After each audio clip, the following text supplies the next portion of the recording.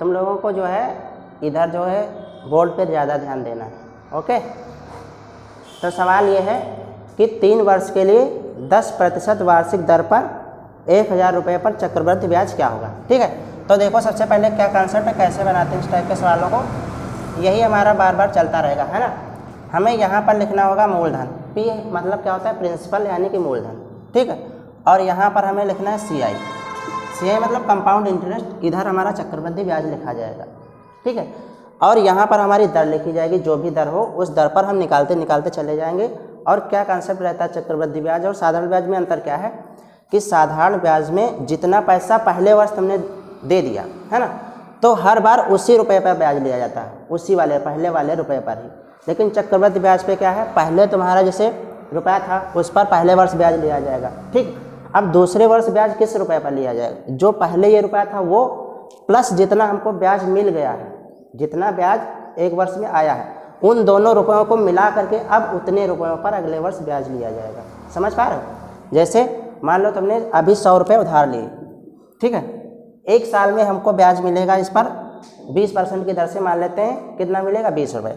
ठीक है, तो पहले साल ब्याज किस पर लगेगा, इस 100 पर।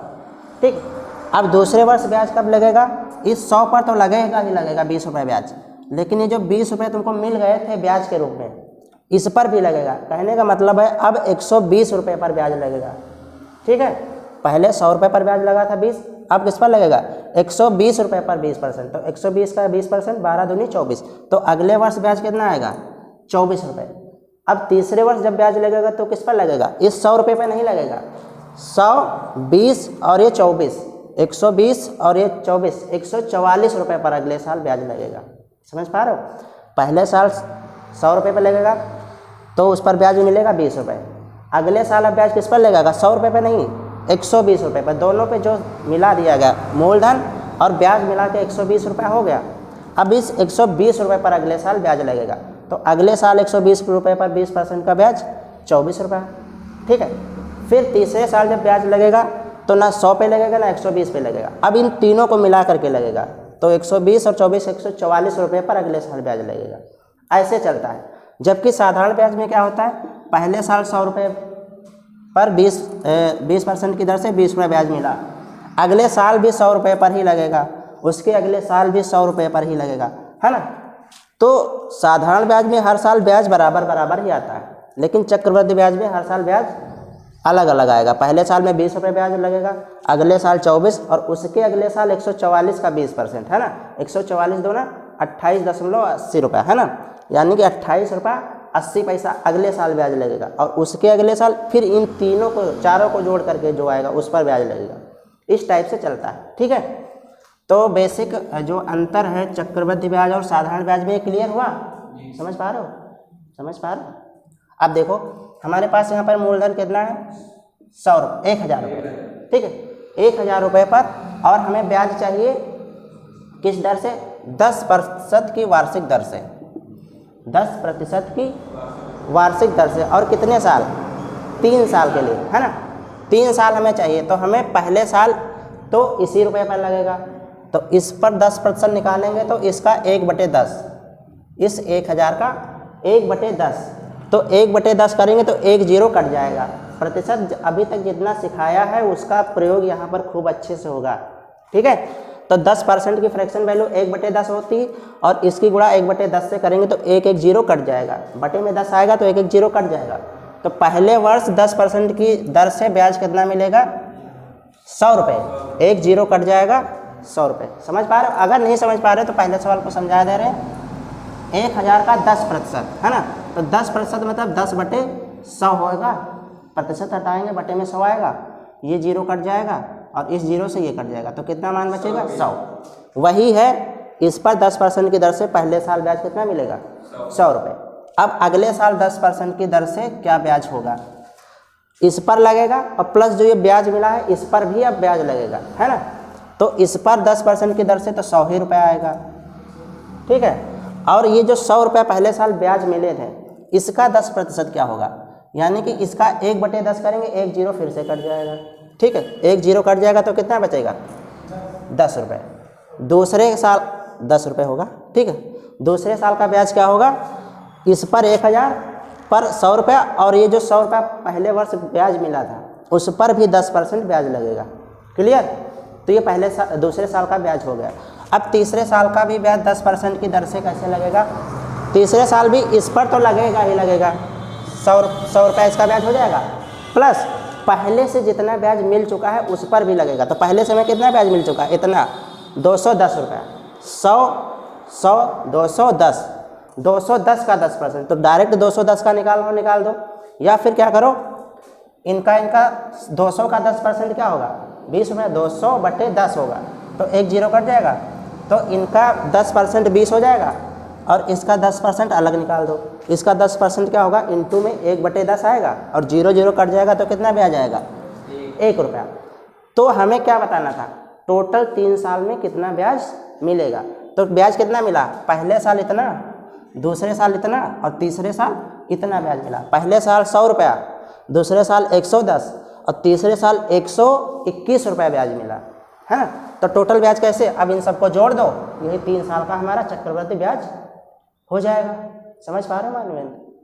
तो देखो ये कितना हो जाएगा? 100 200 और 300 और 30 और 1 ये 31, तो 331 रुपये ये हमारा क्या हो जाएगा? चक्रवृद्धि ब्याज हो जाएगा 3 साल का। सबको समझ में आया? सबको समझ में आया? एक बार फिर से बता दे रहे हैं, ठीक है। वीडियो रोकना हो तो रोक दो, वरना फिर से बता देते हैं। दर पर देखो क्या सवाल है। 5% वार्षिक दर पर 25,000 रुपये का 2 वर्ष का चक्रवृद्धि ब्याज रुपये कितना होगा? ठीक है, तो हमारा मूलधन कितना है? 25,000 रुपये, ठीक है, और ये चक्रवृद्धि ब्याज हमें ज्ञात करना है। दर हमारी है 5% की दर से 2 साल का ज्ञात करना है, तो 2 बार 5% से निकालेंगे। अब 5% इसका कैसे निकालेंगे? 2 मेथड हमारे पास है। देखो आसान किससे पड़ता है, हम आसान वाला मेथड बताते हैं। 5% की फ्रैक्शन वैल्यू क्या होती है बताओ दिनेश? 1/20, यानी कि इस संख्या का 1/20 हमें निकालना है। तो करना क्या है? 1 0 तो पहले ही कम कर देना है, क्योंकि 0 से 0 कट जाएगा, और जो भी संख्या हो उसको 2 से भाग कर दो, यानी कि यहाँ पर जो भी संख्या हो उसका आधा कर दो, और लास्ट से 1 0 कम कर दो, ठीक है। तो हमारा इसका 5% निकल के आ जाएगा। समझ पाए कैसे 5% इसका निकाला जाएगा? 5% की फ्रैक्शन वैल्यू 1/20। फ्रैक्शन वैल्यू 1/20 कैसे आई? प्रतिशत को हटाएंगे, बटे में 100 आएगा, 5 से काट दो, 5 दूनी 10, तो इसका मान 1/20 आता है, ठीक है मान लेंगे। हाँ, तो 5% की फ्रैक्शन वैल्यू 1/20 होती है। करना क्या है? लास्ट में देखो 1/20 से गुणा करेंगे तो 0 से 0 कट जाएगा, बटे में आएगा, है ना। और 2 से भाग करना मतलब क्या है? उसका आधा करना, जो भी यहाँ संख्या लिखी है उसका आधा कर दो, बस 1/20 आ जाएगा। तो पहले साल इसका 1/20 क्या होगा? सबसे पहले ये 1 0 कम कर देना, ठीक है, और इस 2500 को 2 से भाग करना है, तो 2500 का आधा 1250, ठीक है। यहाँ पे कितना बचा? 2500, और 2500 को 2 से भाग करेंगे, यानी कि 2500 का आधा, तो 2500 का आधा क्या होगा? 1250। तो 25,000 रुपये पर 5% की दर से पहले साल का ब्याज आ गया, और हमें ज्ञात करना है 2 साल का। तो 2 साल का क्या करना है? अब इस 5% की दर से इस पे, और प्लस इसका भी आधा ब्याज लगेगा, इस पर भी जो है 5% की दर से ब्याज लगेगा, ठीक है।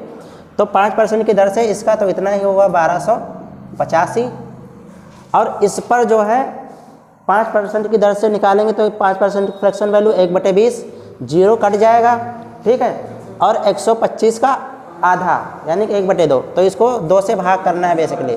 2 छंग 12, 2 दूनी 4, और दशमलव लगाएंगे, 10 हो जाएगा, 2 पंचे 10, तो 125 का आधा 62.5। ये 2 साल का ब्याज आ गया। ये पहले साल का ब्याज है और ये दूसरे साल का ब्याज है। हमें 2 वर्ष का ही ब्याज पूछा गया था, तो इनको जोड़ देंगे, ठीक है। तो इधर से 1250 कितना हो जाएगा? 2500, और ये 62, तो आंसर हमारा क्या हो जाएगा? 2562 रुपये और 50 पैसे, ये हमारा हो जाएगा आंसर।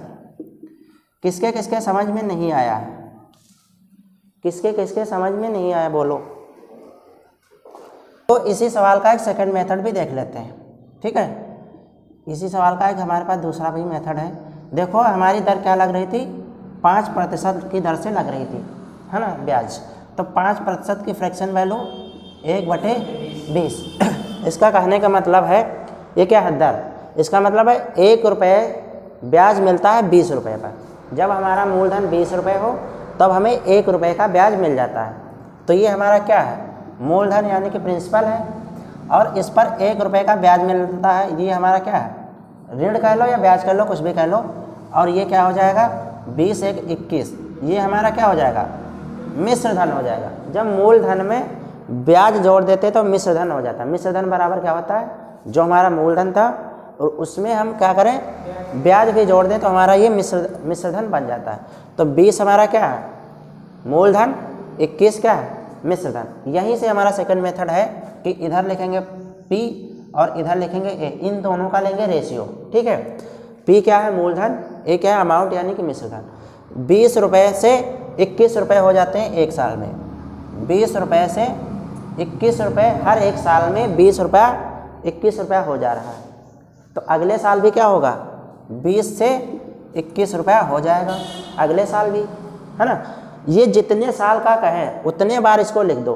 अब यहाँ 2 साल का इस सवाल में कहा था, 2 वर्ष का ब्याज निकालना था, तो 20 से 21 एक साल में, 20 से 21 दूसरे साल में हमने कर दिया। ठीक है, इधर क्या हो जाएगा? 2 दूनी 4, यानी कि 400 रुपया हमारा क्या हो जाएगा? मूलधन जब 400 रुपया होगा तब उसका मिश्रधन कितना हो जाएगा? 21 का वर्ग कितना होता है? 441। जब हमारे पास 400 रुपये हों तो उस पर 441 रुपया वो हो जा रहा है, यानी कि हमको ब्याज कितना मिल रहा है? 41 रुपये का हमें कंपाउंड इंटरेस्ट मिल रहा है, यानी कि चक्रवृद्धि ब्याज मिलता है 400 रुपये पर। और हमारे पास रुपए कितने हैं? हमारे पास रुपए कितने हैं सवाल में? 25,000 रुपये हैं हमारे पास। सवाल में रुपए कितने हैं? 25,000 रुपये हैं। ठीक है, तो 25,000 रुपये इसके कितना गुना है बस ये देख लो कितने गुना है। अभी नहीं समझ में आ रहा होगा तो क्या करें? इस 25,000 को 400 से भाग दे देते हैं, तो 2 जीरो तो पहले ही कट जाएंगे। अब बचा 250 को 4 से भाग देना, तो 4 6 24, 1 बचा 10 हो गए, 4 दूनी 8, 2 बचे, दशमलव लगाएंगे, 4 पंचे 20, यानी कि ये इसका कितना गुना है? 62.5 गुना है। तो ये वाला भी इसका कितने गुना हो जाएगा? 62.5 गुना हो जाएगा।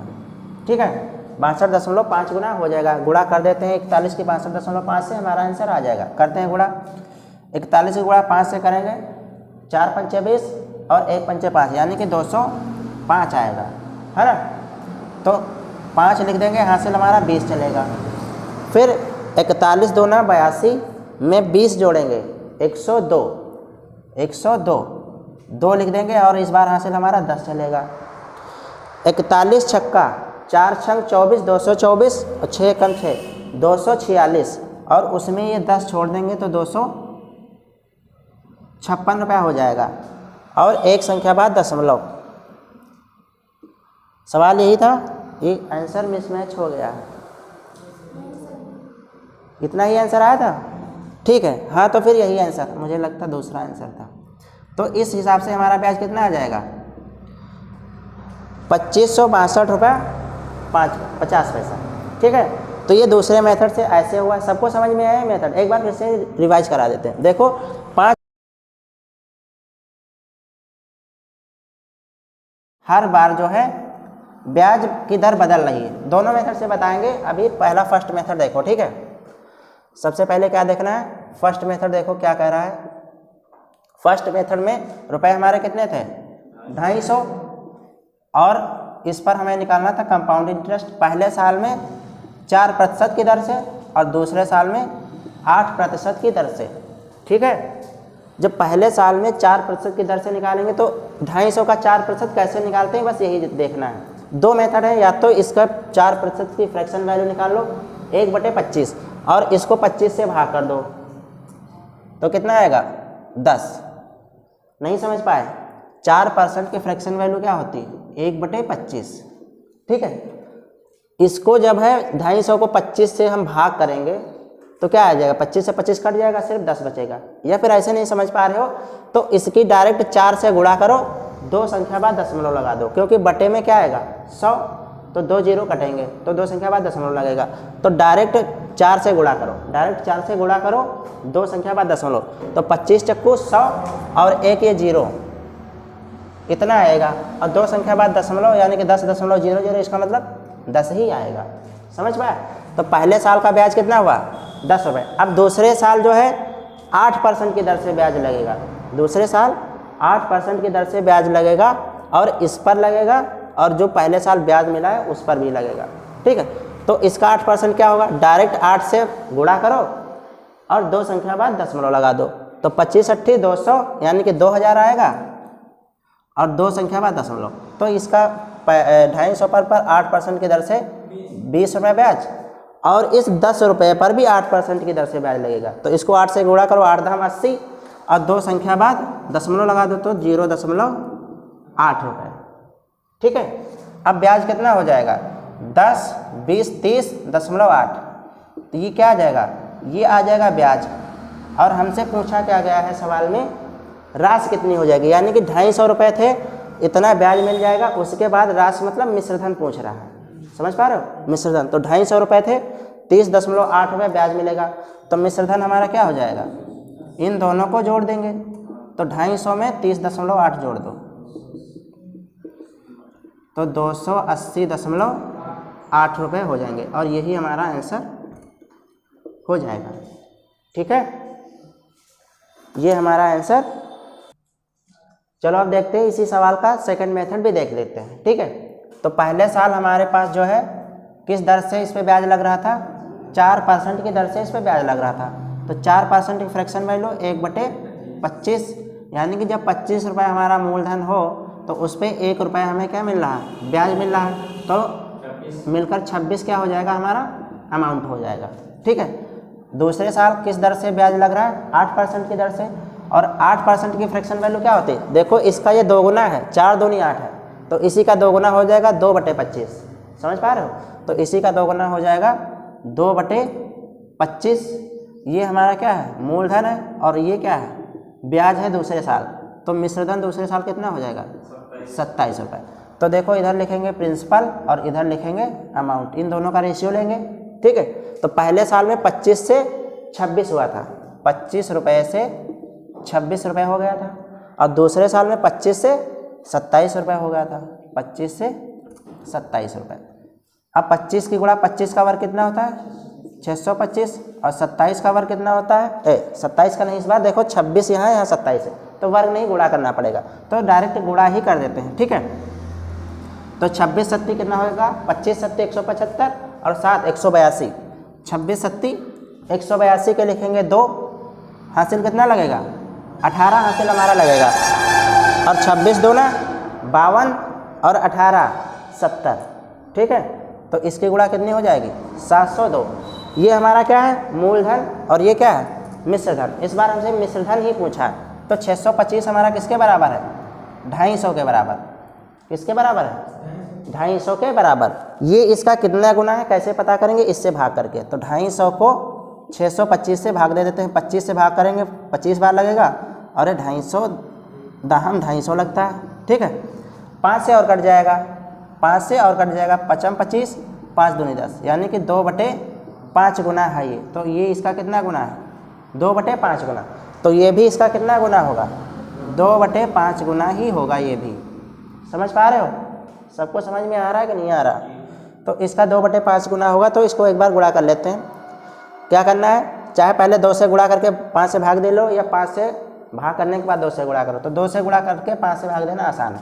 तो 2 से गुणा करेंगे तो ये हो जाएगा 7 दूनी 1400, 4/5, 5 से भाग देंगे 5 दूनी 10। ठीक है, और कितना बचेगा? 4, 40 हो गया, 5 8 40। अब देखो आगे 4 है, कटेगा नहीं, दशमलव लगाएंगे 0, और 40 हो गया, 5 8 40, तो कितना हो जाएगा? 280.8 रुपये। ये आंसर हो जाएगा। इस बार हमसे जो है मिश्रधन ही पूछा था, तो इसी का मान निकाल दिया। इस बार हमसे ब्याज नहीं पूछा था, ब्याज अगर पूछता तो 702 में से 625 घटा देते, जो बचता उसका मान निकाल दे। ठीक है, इस बार इसी का ही मान क्यों निकाला गया, समझ पा रहे हो? हाँ, अभी आ रहा होगा। देखो इसको 702 का मान इसलिए निकाला गया क्योंकि इस बार हमसे मिश्रधन पूछा था, ब्याज नहीं पूछा था, है ना? तो जो पूछेगा उसका मान निकाला जाएगा। ठीक है, 1.5 वर्ष में 1.5 समझते हैं, 1 सही 1/2 वर्ष, 1 सही 1/2 वर्ष के लिए 10% वार्षिक दर से,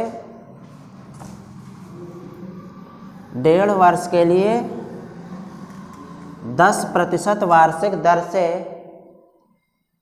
10% वार्षिक दर से 24,000 रुपये की राशि, 24,000 रुपये की राशि पर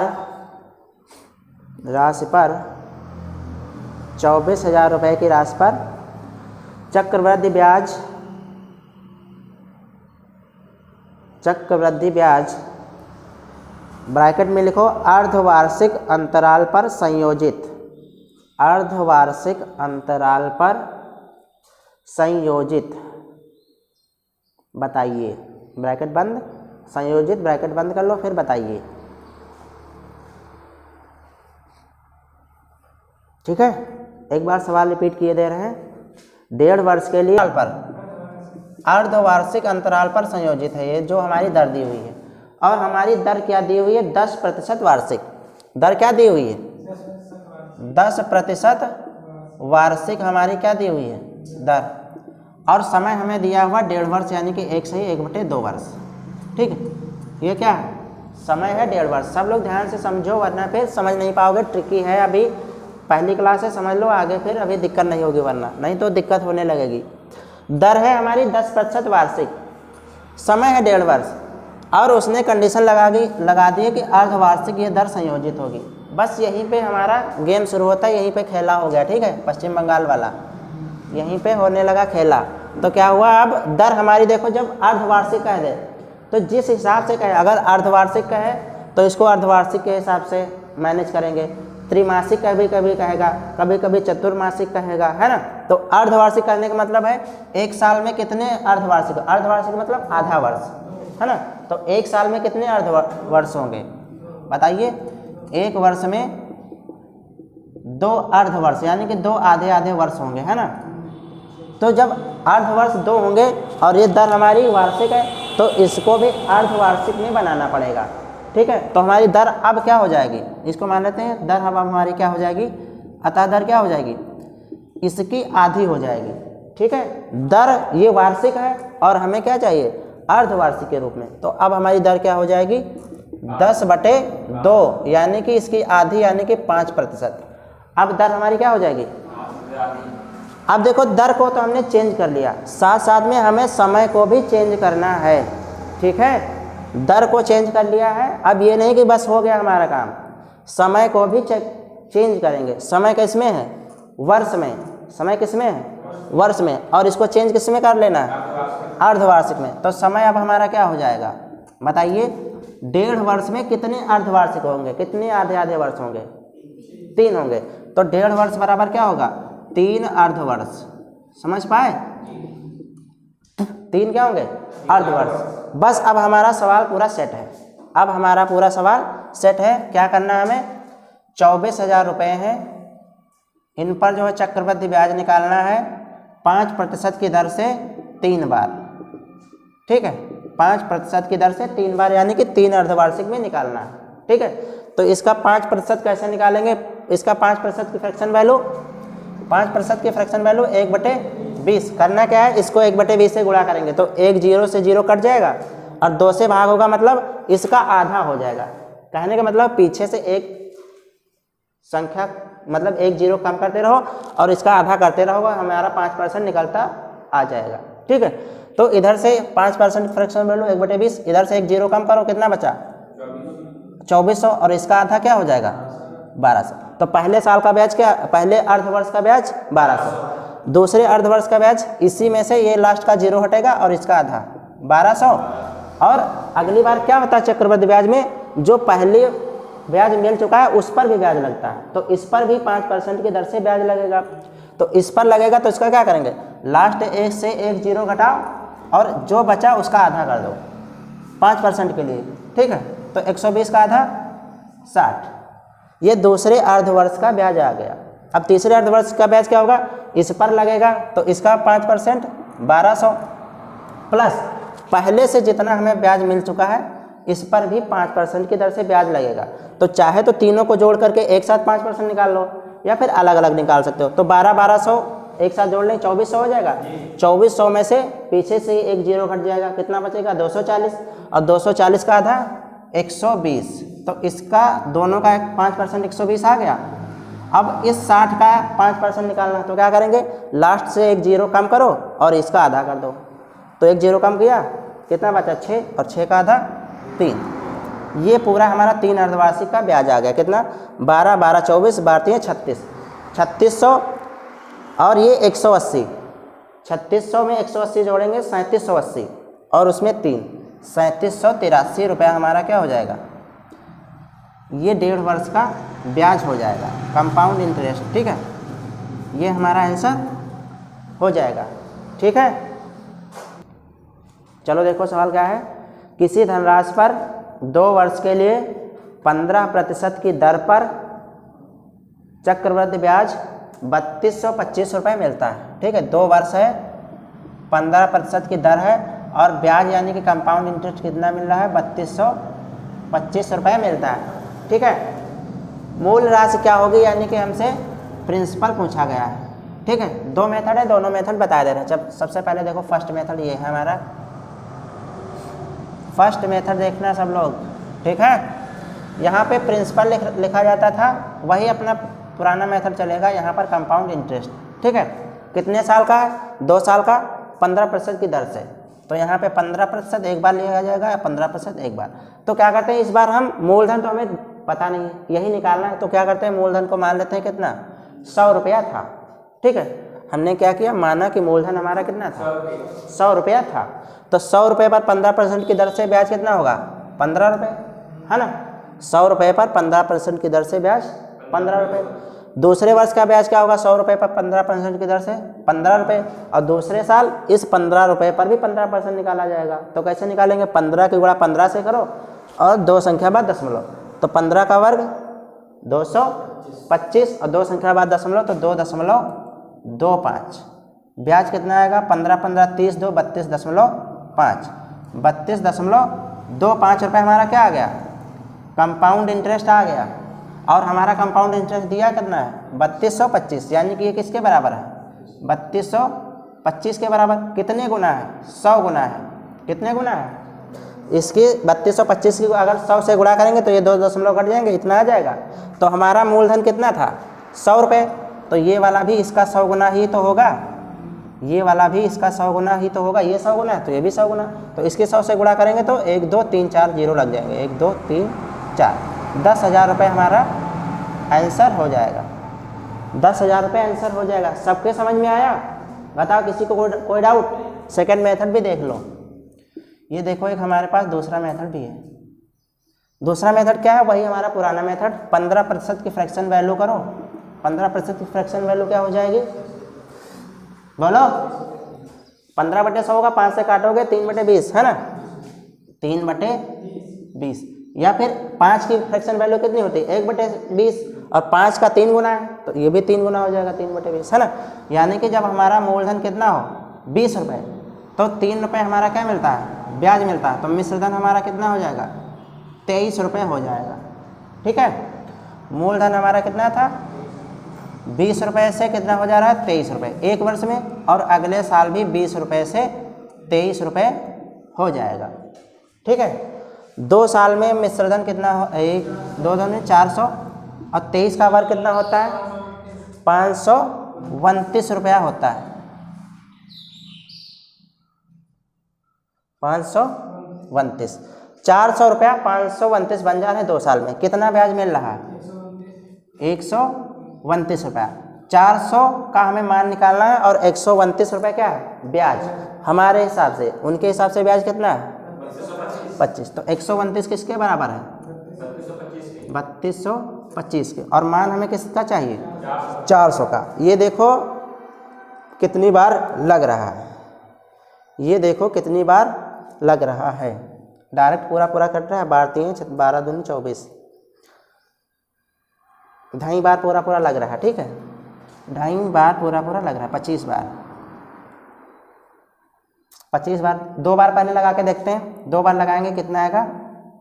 यहाँ पर देखो 129 130 पूरा पूरा मान के चलते हैं, तो 13 दूनी 26, 260 के आसपास आएगा। 2 कम करो तो 258 हो जाएगा। 2 बार काटेंगे कितनी बार लगेगा, 258। इसमें से घटाओ 258 कितना बचेगा, 60, और इधर बचेगा 42 2 44, है ना। इधर कितना बचेगा 44, अरे कितना बचा था, 2 इधर बचा था, 42 उधर, तो ये बचेगा 44 और आगे 5, है ना। तो इतना ही तो बचा है। 25 बार पूरा पूरा कट रहा है ना, 25 बार पूरा पूरा कट रहा है। और ये अब कितना हुआ, ये किसका मान आ गया, 1 का मान आ गया 25। और अब क्या हो जाएगा, हमें मान किसका चाहिए, 400 का। तो क्या करेंगे, इधर 400 से गुणा कर दें, ये 1 की गुणा 400 से करेंगे 400 आ जाएगा। इधर भी 400 से गुणा कर दें, 25 चक्कू 100 और ये 2 0, ठीक है। तो इधर से हमारा भी आंसर 10,000 रुपये आ जाएगा। ठीक है, समझ पाए सब लोग, बताओ समझ पाए।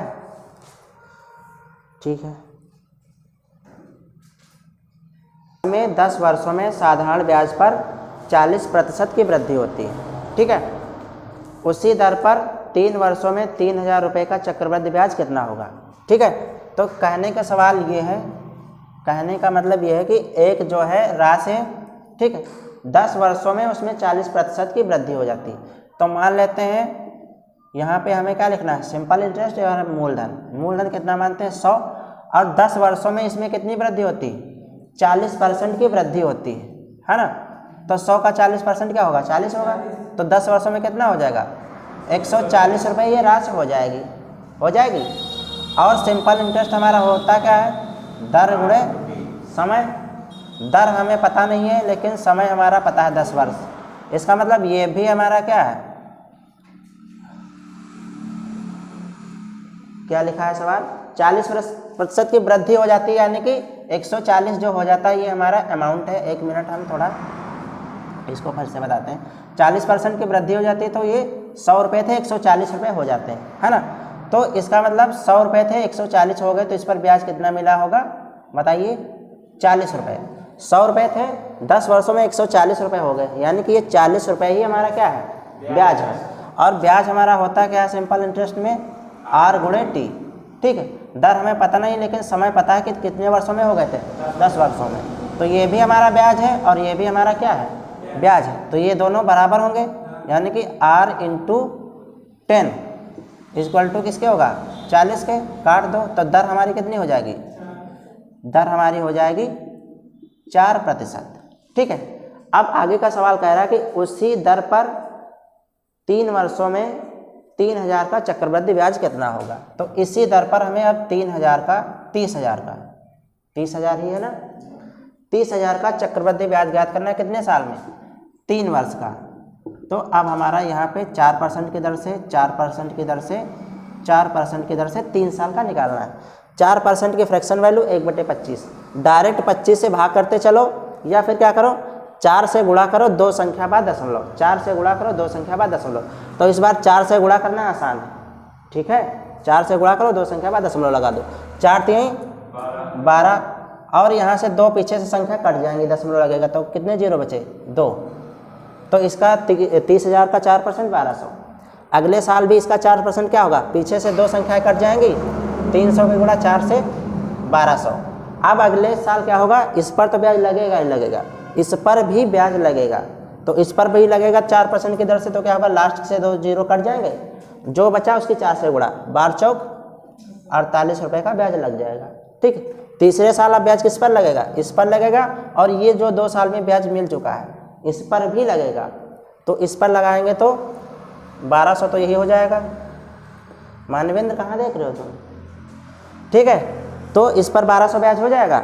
अब देखो इस पूरे पे हमें ब्याज चाहिए, तो इस पे देखो 48 आ रहा, तो गुणा करना थोड़ा कठिन हो जाएगा इनका, लेकिन गुणा करना आसान है। तो 12 12 2400 हो जाएगा, 2400 की 4 से गुणा, यानी कि लास्ट के 2 जीरो तो कट ही जाएंगे, 24 चक्कू 96, और इस पर भी 4% की दर से लगेगा ब्याज। तो क्या करेंगे, इस पर जब लगाएंगे तो या क्या करें, 4 से गुणा करें, 2 संख्या बाद दशमलव, तो 4 से गुणा करें, इसको 50 मान लो, 50 चक्कू 200, 2 और 2 चक्कू 8, यानी कि 8 उसमें कम हो जाएंगे, 192, ठीक है।